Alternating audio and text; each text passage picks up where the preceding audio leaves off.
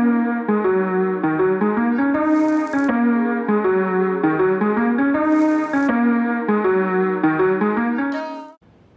back to week 2 of your cycle. The date is Monday, the 11th of May. This is the GYMLESS Coaches Rundown for the GYMLESS program.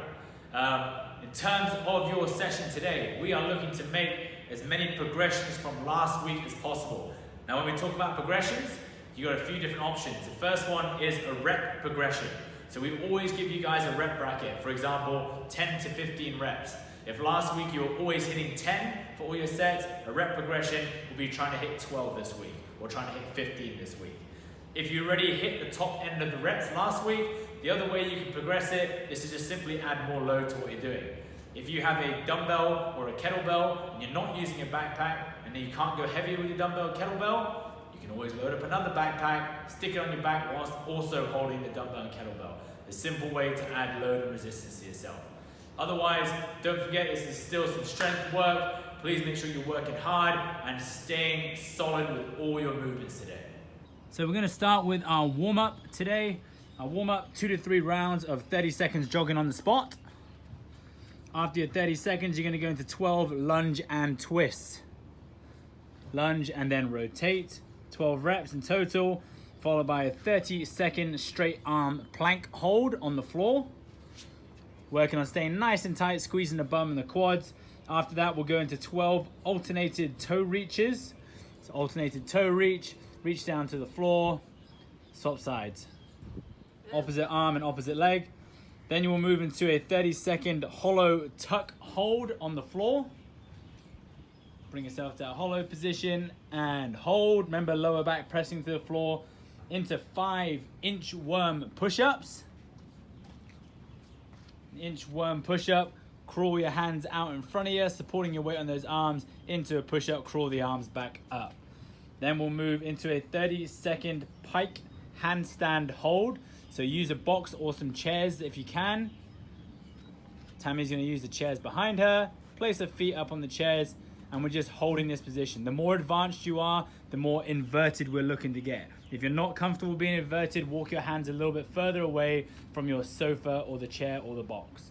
After that, we'll then go into 5 seated pike liftoffs with a 3-second hold on each rep. Tammy sits on the floor, hands in between the legs, toes pointed, legs straight, squeeze, 3, 2, 1, and down. 3 rounds of that.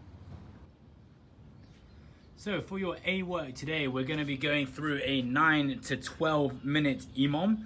This EMOM is going to consist of a 1 1/4 split squat, slightly different to normal, followed by 6 to 12 reps of a pulling movement of choice. So firstly, let's talk about the 1 1/4 split squat. In the split squat, Tammy's going to take her stance nice and wide. Now from here, she's going to try and drive her left knee over that left toe as hard as she can, whilst keeping that left foot flat on the floor, the right leg as straight as possible, and the chest as upright as possible. That's the movement, and then from there she's going to pulse up into a quarter, back down, and then all the way back to a standing position. Notice how she's traveling in like a diagonal movement rather than straight up and down. Imagine traveling up and down an escalator while you do it. So from there, you're going to complete 10 to 12 reps. Each minute, first and second minute, you'll just swap between your sides. Now with this split squat, a lot of you will find it quite difficult to get to that bottom position that Tammy is in. So Tammy, if you can demonstrate your bottom position again.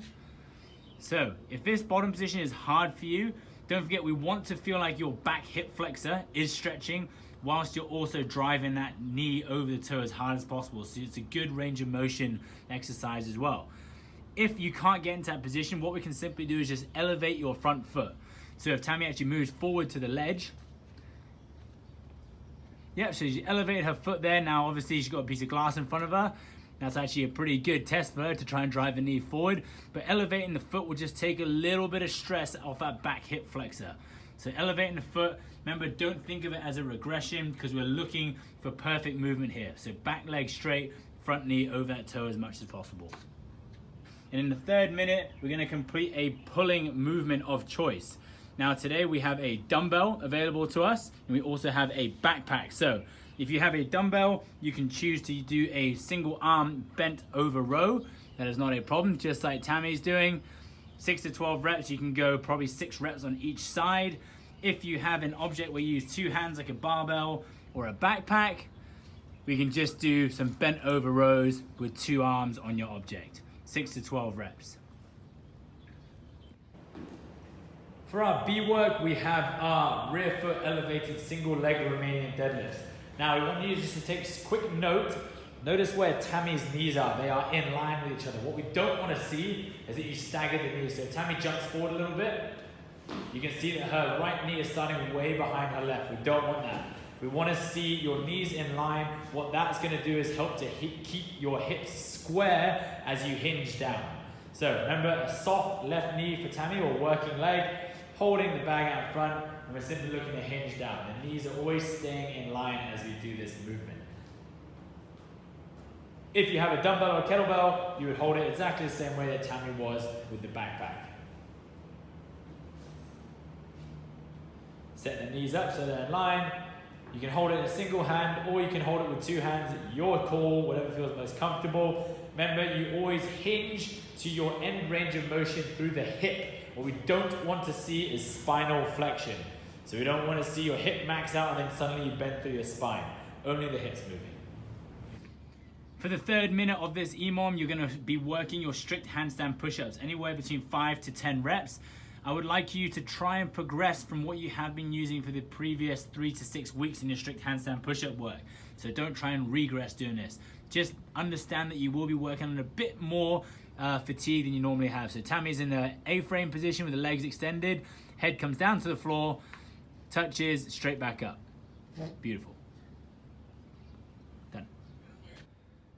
For your third EMOM, we're going to be working hamstring slider curls. So Tammy's going to drive her hips up to the sky as much as she can first. Hands can be on the floor. Drive her heels up towards the bum, slide down under some control. Drive up to the butt, slide down under control.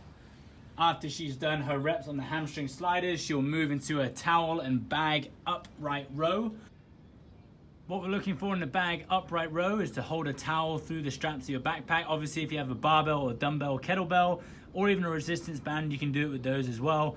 But demonstrate with the backpack, nice and tall, pulling those elbows nice and high, bringing your equipment just underneath your chin. We're going to be working anywhere between 50 to 20 reps. For the last exercise of your C work EMOM is going to be a prone rear delt lift off for 30 seconds. Now you can see Tammy's got her knuckles nice and close to her chest here, elbows bent. If she's in this position, we're looking for the shoulders to be back and down, not traps crunched at the top. So shoulders back and down, lift the knuckles off the floor and squeeze and hold for 30 seconds. If that's too hard, you can always extend the arm a bit more, and then again a bit more if it's still too hard. Don't forget that's almost a maximal end range position for shoulder extension. We're looking for a big, strong isometric contraction there.